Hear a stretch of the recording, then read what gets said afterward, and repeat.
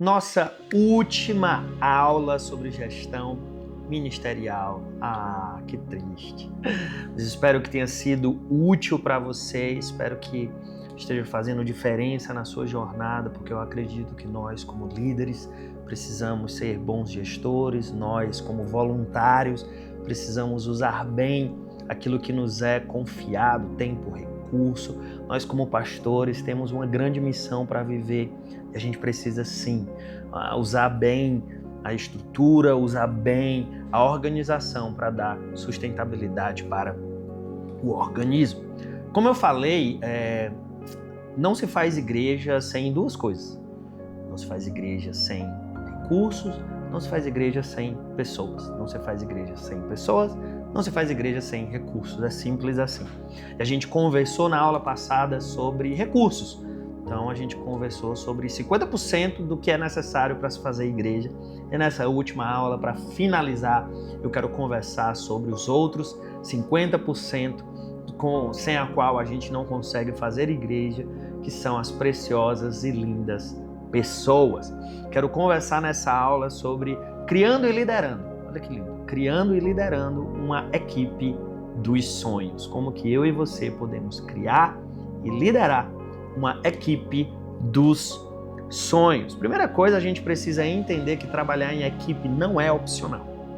Às vezes a gente acha que, não, prefiro fazer sozinho, não, mas eu gosto que aí eu faço do meu jeito, no meu tempo. Gente, trabalhar em equipe, se a gente está falando sobre influência, se a gente está falando sobre frutificar, se a gente está falando sobre o reino de Deus, trabalhar em equipe não é opcional. Jesus formou uma equipe e ele nos ensinou a fazer o mesmo. Lá em Marcos, no capítulo 3, versículos 13 a 15, o momento onde Jesus forma a sua equipe, ele chama os 12 e ele estabelece ali a sua equipe principal, a equipe principal do seu ministério. E se Jesus não fez tudo sozinho, gente, se Jesus, que é Jesus, não fez tudo sozinho, então eu e você não podemos também fazer tudo sozinho. Existe uma frase que diz assim: se você quiser ir rápido, vá sozinho. Mas se você quiser ir longe, vá acompanhado.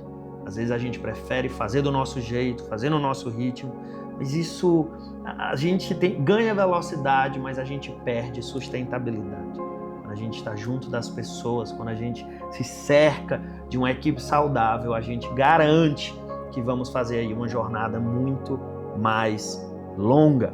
Para ter uma equipe dos sonhos, eu quero falar um pouco sobre escolher as pessoas certas, sobre ser intencional nas escolhas. E quando se fala sobre escolher as pessoas certas, a primeira coisa que eu quero que você perceba é o poder da diferença. Na hora de eu escolher as pessoas para a minha equipe, eu preciso entender e valorizar o poder das diferenças. 1 Coríntios capítulo 12, versículos 4 a 6. 1 Coríntios 12, de 4 a 6. Há diferentes tipos de dons, mas o Espírito é o mesmo. Há diferentes tipos de ministérios, mas o Senhor é o mesmo. Há diferentes formas de atuação, mas é o mesmo Deus quem efetua tudo em tudo. Diferente não é ruim. Diferente é complementar. Muitas vezes a gente está acostumado e a gente se cerca só do igual, do mesmo. Não quero pessoas que pensem como eu quero pessoas que façam como eu. E a gente fica muito confortável, cercado de mim e nós. Mas isso não é eficaz. A gente precisa de pessoas diferentes para que a gente possa se complementar e a gente possa ser mais eficaz na hora de formar a sua equipe. Não foque só nos iguais a você. Não foque só nos que pensam como você. Traz pessoas diferentes, pessoas que têm diferente perspectiva, pessoas que têm diferentes dons, pessoas que têm diferentes formas de enxergar as coisas. E essas pessoas trabalhando juntas vão trazer uma eficácia gigantesca para a sua equipe, para o seu ministério. Unidade não é conformidade. Equipes saudáveis são diversas e são complementares. Segunda coisa que você precisa levar em consideração na hora de escolher as pessoas certas é o poder da flexibilidade. Se eu vou trazer pessoas que são diferentes, então eu preciso também trazer pessoas que são flexíveis. É impossível trabalhar com pessoas inflexíveis. É impossível você ser um líder eficaz se você é inflexível. Pessoas inflexíveis quebram a si mesmo e quebram a equipe. Provérbios, no capítulo 15, versículo 18. O homem irritável provoca dissensão, mas quem é paciente acalma a discussão. Pessoas que são inflexíveis estão sempre fazendo confusão, porque tem que ser do jeito delas, porque tem que ser no tempo delas, porque tem que ser assim, porque tem que ser assado. E às vezes a gente chama essa inflexibilidade de excelência. Não, não é excelência. Excelência é saber no tempo certo, do jeito certo, para as coisas certas, sermos flexíveis. Traga para perto pessoas que sabem o tempo certo, do jeito certo, ser flexíveis. Sabem abrir mão para o todo, sabem pensar para além de si mesmo. Essas pessoas terão um valor inestimável na sua equipe. Procure pessoas dispostas a se adaptar, aprender e crescer. Para escolher também pessoas, a terceira coisa que você precisa levar em consideração é o poder da capacidade. Não ignore dons e talentos. Às vezes, quando a gente está falando no contexto de igreja, a gente valoriza, e isso está certo, a gente vai chegar lá. Mas muitas vezes a gente está muito, mas ele é tão bonzinho, mas porque ela é tão boazinha, mas porque ele, sabe, ele é tão fofinho, e ela é tão... mas ele traz resultado. Mas assim, ela tem dons e talentos que ela consegue colocar na mesa e fazer a diferença. Provérbios capítulo 12, versículo 24. As mãos diligentes governarão. As mãos diligentes governarão, mas os preguiçosos acabarão escravos. A verdade é que competência não é tudo, de fato, mas não pode ser deixada de lado. Eu não vou só trazer pessoas competentes sem levar em consideração o caráter, o coração, mas só o caráter e o coração não podem ser a única coisa quando a gente está falando sobre formar uma equipe saudável. Eu preciso de pessoas que são diferentes, eu preciso de pessoas que são flexíveis e eu preciso de pessoas que têm capacidade, que têm dons, que entregam um bom resultado. Finalmente, versículo 4, falando sobre trazer pessoas, montar essa equipe, o poder da comunidade. O poder da comunidade. 1 João no capítulo 4, versículo 21. 1 João 4, 21. Ele nos deu este mandamento. Quem ama a Deus, ame também seu irmão. A verdade é que a equipe não precisa ser melhores amigos. Todo mundo é o melhor amigo de todo mundo. Não. Mas a equipe precisa ter harmonia. A equipe precisa ter esse respeito. A equipe precisa ter essa unidade e esse espírito de família. Você já percebeu que às vezes aquela pessoa que briga com todo mundo, faz confusão com todo mundo, não consegue se dar bem com ninguém, essa pessoa vai acabar com a tua equipe. Você precisa trazer pessoas que sabem lidar umas com as outras, que sabem conversar quando necessário, que sabem impor limites com sabedoria. E quando a gente valoriza isso, pessoas que sabem valorizar pessoas, as nossas equipes vão fluir de uma forma incrível, porque ali há paz, ali há unidade. Não quer dizer que não vai ter conflito, não quer dizer que não vai ser necessário de vez em quando uma conversa difícil. É óbvio, onde tem gente, tem atrito, normal. Mas pessoas que estão dispostas a resolver, não simplesmente dispostas a manter um coração fechado para lidar com os outros.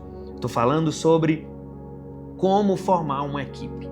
Para formar uma equipe saudável, para formar uma equipe dos sonhos, você vai precisar de pessoas diferentes, pessoas flexíveis, pessoas que têm capacidade e pessoas que valorizam a comunidade. Agora, se a gente está falando sobre manter pessoas, estou falando sobre como criar uma equipe, eu também quero conversar sobre manter uma equipe, manter pessoas. Porque não basta formar a equipe, você precisa cuidar dessa equipe. E para cuidar dessa equipe, para manter essa equipe, a primeira coisa é o poder da visão. O poder de uma visão clara. O texto que a gente usa muito comumente para falar sobre visão está lá em Abacuque, no capítulo 2, versículos 2 e 3. Fala sobre ter uma visão clara. Esse texto, o contexto é Abacuque que ora e Abacuque busca um direcionamento de Deus e Deus diz, olha, eu vou te responder e eu vou te dar algo dos céus. Então, se você recebe algo de Deus, se você como líder tem algo de Deus, então torne isso claro para a equipe. Aquilo que você recebeu do Senhor, aquilo que você acredita que é o plano do Senhor, torne isso claro para a equipe. A equipe precisa estar comprometida com a visão. A equipe precisa ter ali sempre à frente dela a visão clara e os próximos passos claro e o sonho para o futuro claro. As equipes se comprometem ainda mais com a visão clara e desafiadora. Segunda coisa, se nós vamos manter uma equipe saudável, se nós vamos manter uma equipe sustentável, a gente precisa do foco. Precisa ter foco. Mais uma vez eu voltando ao assunto princípio de Pareto ou princípio 80-20. Olha o foco de Jesus lá em Mateus no capítulo 15, versículo 24.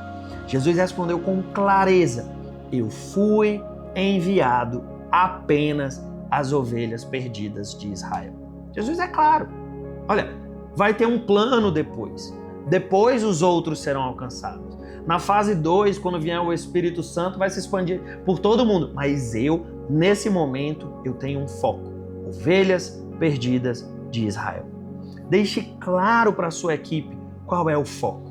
Deixe claro para a sua equipe o que é que não pode se abrir mão. O que é que não pode ser negociado. Quanto melhor, quanto maior for o foco, mais a sua equipe vai poder se dedicar sem precisar ficar se preocupando se está fazendo certo ou errado. Equipes saudáveis têm clareza sobre o que é prioridade. Número 3, terceira coisa que eu e você precisamos manter e precisamos ter, se nós queremos manter uma equipe saudável, nós precisamos ter o poder do feedback sincero. Poder do feedback sincero. Não podemos ignorar o poder de um feedback verdadeiro e cheio de misericórdia. Provérbios capítulo 9, instrua o homem sábio e ele será ainda mais sábio. Ensine o homem justo e ele aumentará o seu saber. Não negue feedback para a sua equipe. Seja sincero, seja cheio de misericórdia, converse, olho no olho. Não simplesmente brigue e grite quando as coisas dão errado, mas converse, traga para perto, isso daqui pode ser melhor. Aquilo ali você está fazendo muito bem. Estou gostando muito disso aqui, continue. Ou, olha, isso aqui a gente precisa ajustar. Ei, vamos corrigir isso daqui antes que seja tarde demais. As equipes crescem e florescem quando há uma cultura de feedback honesto, positivo e corretivo. E finalmente, se a gente está falando sobre criar e manter, se a gente está falando sobre manter uma equipe saudável, você não pode negar, eu e você não podemos ignorar o poder do autodesenvolvimento. Poder do autodesenvolvimento. Provérbios 19:27. Provérbios 19:27. Filho, se você parar de aprender, logo esquecerá o que sabe. Se parar de aprender, logo esquecerá o que sabe. As equipes precisam de líderes que estão sempre crescendo. Eu e você precisamos abraçar esse poder do autodesenvolvimento e dizer, eu não vou parar de crescer, eu não vou me acomodar, eu vou continuar crescendo, eu vou continuar aprendendo, eu vou continuar evoluindo. Por quê? Porque o exemplo arrasta. Quando a nossa equipe, quando a sua equipe, quando a minha equipe vê a gente dedicado em crescer, eles vão seguir esse exemplo. E nós, através do nosso crescimento, a gente vai acabar reforçando e desafiando a nossa equipe a continuar crescendo. Não se faz igreja sem recursos, mas também, e principalmente, não se faz igreja sem pessoas. Eu e você precisamos ser fiéis em levantar equipes, fiéis em trabalhar em equipe. E essas equipes, elas precisam manter saúde e sustentabilidade para que o reino continue avançando.